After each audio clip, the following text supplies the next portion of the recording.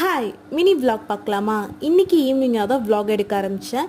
Evening ஸ்நாக்ஸுக்கு பசங்களுக்கும் மாமாவுக்கும் சேர்த்து என்னென்னா பட்டாணி மசாலா தான் செஞ்சுருந்தேன். இது ரோட் சைட் மசாலான்னு சொல்லுவாங்க. ரொம்ப சூப்பராக இருக்கும். நீங்களும் ட்ரை பண்ணி பாருங்கள். ரொம்ப ஹெல்த்தியான ரெசிபி. இது எல்லாருக்கும் கொடுத்துட்டு நானும் சாப்பிட்டுட்டு அப்படியே வந்து சிக்கன் குழம்பு வைக்க ஆரம்பித்தேன். இன்றைக்கி நைட் டின்னருக்கு சிக்கன் குழம்பு ப்ளஸ் சப்பாத்தி செய்யலாங்கிற பிளான். ஸோ வந்து ஃபஸ்ட்டு சிக்கன் குழம்பு செஞ்சு வச்சுட்டு சைட் பை வந்து சப்பாத்திக்கு மாவு பண்ண ஆரம்பிச்சிட்டேன். சப்பாத்தி பிணையிறப்ப 1 டேபிள் ஸ்பூன் தயிரும் 1 டேபிள் ஸ்பூன் ஆயில் விட்டு மாவு பிசையும் போது நல்லா சாஃப்டாக வரும். இதை ட்ரை பண்ணி பாருங்கள்.